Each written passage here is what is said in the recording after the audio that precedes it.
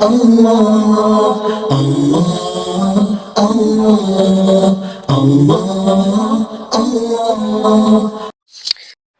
الحمدللہ رب العالمین والصلاة والسلام علی سید المرسلین وعلی آلہ واصحابہ اجمعین، اما بعد۔ رب اشرح لی صدری ویسر لی امری واحلل عقدۃ من لسانی یفقہوا قولی، رب زدنی علما، رب یسر ولا تعسر وتمم بالخیر، اما بعد۔ السلام علیکم ورحمۃ اللہ وبرکاتہ۔ پچھلی آیت مبارکہ میں ہم نے وہ واقعہ پڑھا جس میں 12 صحابہ کرام سے ایک غلطی ہو جاتی ہے، اور پھر ان کی غلطی کو نبی پاک صلی اللہ علیہ وسلم کمپنسیٹ بھی کرتے ہیں، لیکن اس کے باوجود دشمنوں نے بات کا بتنگڑ بنایا، تو اللہ رب العزت نے پھر اس بات کا جواب دیا، اور اللہ نے فرمایا کہ اللہ کی رحمت سے دور تو وہ لوگ ہیں جو پر عمل پیرا ہونے کے بعد اور ایمان لانے کے بعد جنہوں نے دین کو چھوڑ دیا۔ یعنی یہ تو ایک معمولی سی غلطی ہوئی ہے، لیکن جہنم میں جانے والے تو وہ لوگ ہیں جو مرتد ہو گئے، دین کو قبول کرنے کے بعد پھر اس کا انکار کر دیا۔ اب آگے اللہ تعالیٰ فرما رہے ہیں انہی صحابہ کرام کے بارے میں کہ در حقیقت یہ لوگ تو وہ ہیں کہ جنہوں نے اللہ کے راستے میں اپنا سب کچھ قربان کیا ہے۔ آئیے دیکھتے ہیں آیت نمبر سورۃ بقرہ کی آیت نمبر 218، پھر اس کو سمجھتے ہیں۔ اعوذ باللہ من الشیطان الرجیم، بسم اللہ الرحمن الرحیم۔ ان الذین آمنوا والذین ہاجروا وجاہدوا فی سبیل اللہ اولئک یرجون رحمت اللہ واللہ غفور الرحیم۔ ان الذین آمنوا، بے شک وہ لوگ جو ایمان لائے، والذین ہاجروا، اور وہ لوگ جنہوں نے ہجرت کی، وجاہدوا، اور انہوں نے جہاد کیا، فی سبیل اللہ، اللہ کے راستے میں، اولئک، یہی وہ لوگ ہیں، یرجون رحمت اللہ، جو اللہ کی رحمت کے امیدوار ہیں، واللہ غفور الرحیم، اللہ بخشنے والا رحم کرنے والا ہے۔ جیسے کہ پہلے بھی ہم بات کر چکے ہیں، جو آیت جتنی مختصر ہوتی ہے، جتنی شارٹ ہوتی ہے، اس کے اندر گہرائی اتنی ہی زیادہ ہوتی ہے۔ پچھلی آیت میں تھوڑی لمبی آیت تھی، اللہ تعالیٰ نے وضاحت کر کے بتا دیا۔ اب اس آیت میں اللہ رب العزت فرما رہے ہیں کہ اللہ تو بخشنے والا رحم کرنے والا ہے، اگر اس کے مومن اور نیک بندوں سے کوئی چھوٹی موٹی کوتاہیاں یا غلطیاں ہو جاتی ہیں تو وہ ان کو معاف کر دیتا ہے۔ اور پھر فرمایا کہ یہی تو وہ لوگ ہیں، پیچھے سے ترجمہ کاری میں، اولئک یرجون رحمت اللہ، جو اللہ کی رحمت کے امیدوار ہیں، جنہیں اللہ کی رحمت کی امید ہے۔ کون لوگ ہیں؟ جو ایمان لائے، ایمان پر اس قدر ثابت قدم رہے کہ انہوں نے ہاجروا، اللہ کے لیے ہجرت کی، اپنا گھر بار چھوڑا، اپنا سب کچھ چھوڑا، وجاہدوا فی سبیل اللہ، اور اللہ کے راستے میں جہاد کرتے رہے۔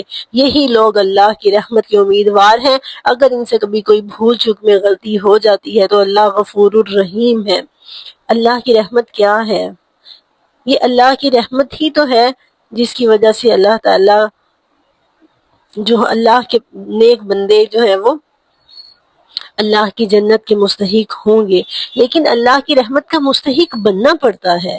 ہم یہ آج کل ہمارے ہاں نا ایک کانسیپٹ پایا جاتا ہے کہ اللہ کی رحمت بڑی وسیع ہے، وسعت رحمتہ علی کل شیء، اللہ کی رحمت بڑی حاوی ہے، اللہ چاہے تو کسی بھی ایک جو ہے وہ نیکی کی وجہ سے باقی ہمارے تمام گناہوں کو معاف کر دے۔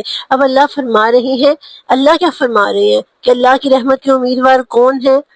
جو ایمان لانے کے بعد زندگی بھر مجاہدہ کرتے رہے، اور پھر ہجرت کا وقت آیا تو انہوں نے اللہ کے راستے میں ہجرت بھی کی، وہ اللہ کی رحمت کے امیدوار ہیں۔ اور ہم کیا کہتے ہیں؟ ہم ساری عمر گناہ کرتے رہتے ہیں اور پھر بھی اللہ کی رحمت کی اس آس پہ امید لگائے ہوتے ہیں شاید اللہ کو کوئی نیکی پسند آ جائے۔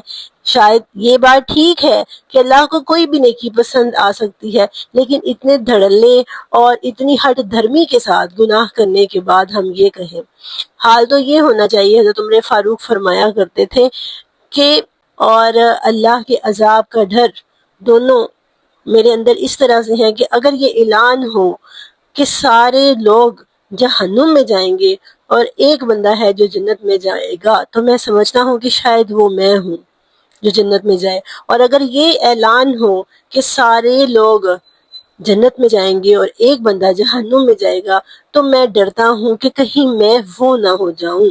تو اللہ رب العزت نے جہاں پر جہنم کا ذکر کیا ہے وہاں پر جنت کا ذکر کیا ہے، پیچھے جہنم کا ذکر ہے، یہاں پر جنت کا ذکر ہے، لیکن یہاں پر اللہ نے فرمایا کہ جنت کے مستحق ہونا، جنت کے لیے اس کا مستحق ہونا پڑتا ہے، کیا کر کے؟ اللہ پر ایمان لانے کے بعد، الذین آمنوا ثم استقاموا ان الذین قالوا ربنا اللہ ثم استقاموا، کہ وہ لوگ جنہوں نے کہا اللہ ہمارا رب ہے اور پھر وہ اس پر ڈٹ گئے۔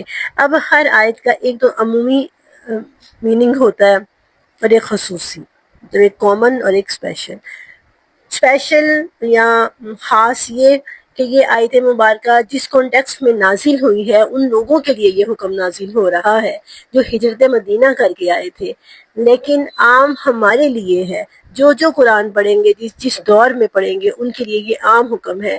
اسی لیے ہجرت کیا ہے؟ ہاجرہ یہجر کا مطلب ہوتا ہے روکنا، اور حدیث میں آتا ہے المہاجر من ہجر ما نہی اللہ عنہ، مہاجر ہجرت کرنے والا وہ ہے جو اللہ کی منع کی ہوئی چیزوں سے رک جاتا ہے، اپنے نفس کو روک دیتا ہے۔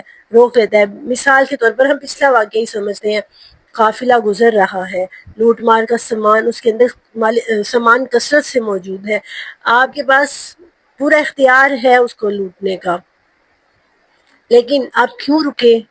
آپ کے اندر جذبہ انتقام بھی ہے، آپ کے پاس قوت بھی ہے، لیکن آپ کیوں رکے؟ کہ حرمت والے مہینے شروع ہو گئے ہیں اور اللہ نے روکا ہے۔ یہ ہے مہاجر، اپنے نفس کو ہر اس چیز سے روک دیتا ہے جسے اللہ نے رکنے کا حکم دیا ہے، قوت اور اختیار رکھنے کے باوجود کسی غلط کام سے اس لیے رکے رہنا کہ یہ اللہ کا حکم ہے، اللہ کے رسول کا حکم ہے، یہ کرنے سے اللہ ناراض ہوگا، اللہ کی ناراضگی سے خود کو بچا لیتا ہے۔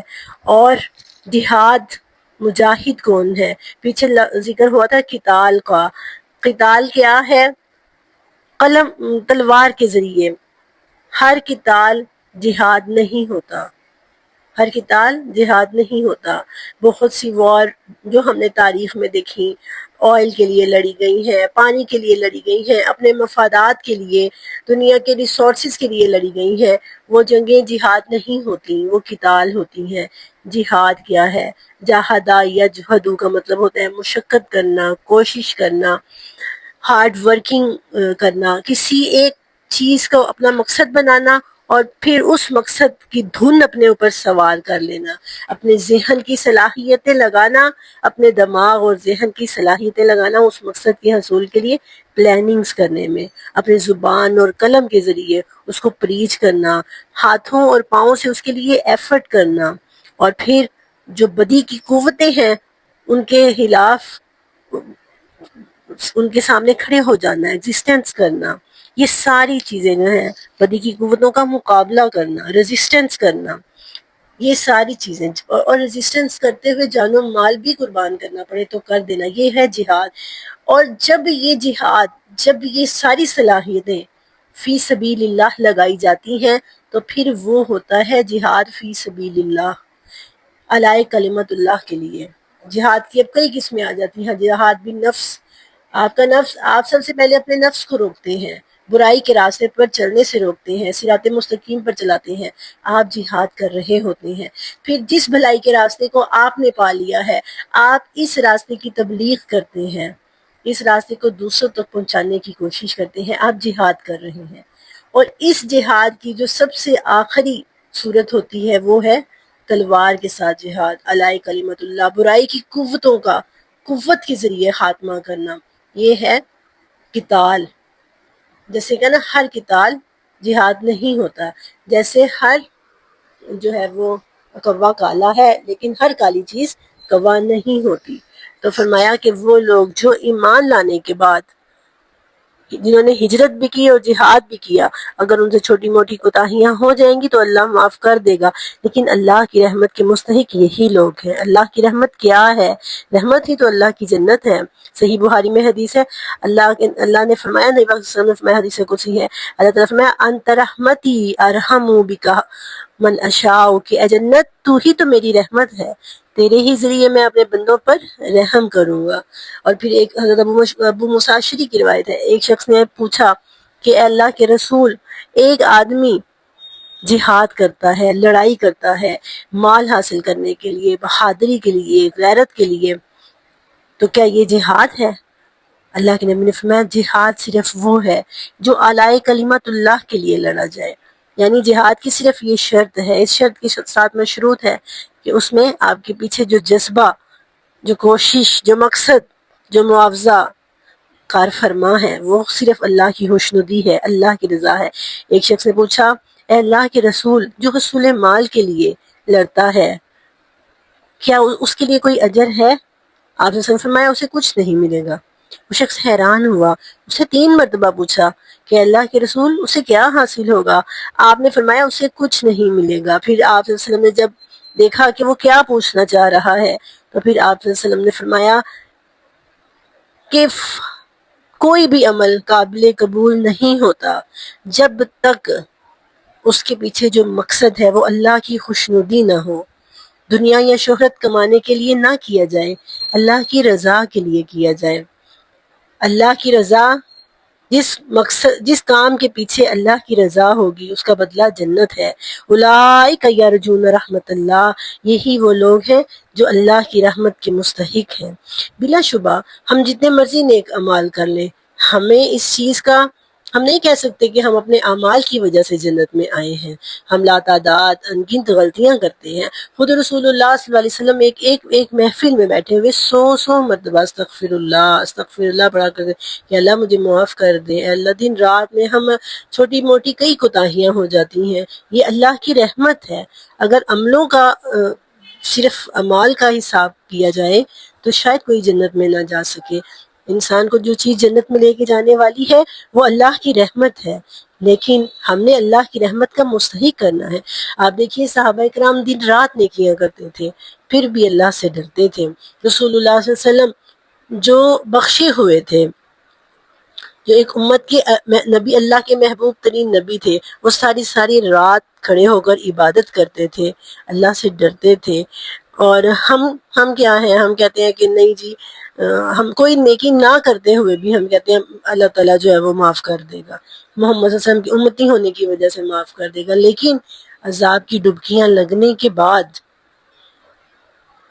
مطلب اللہ کی رحمت کی امید رکھیں، لیکن کب؟ جب آپ ہاجرہ اور جاہدہ کے عمل سے گزر جاتے ہیں.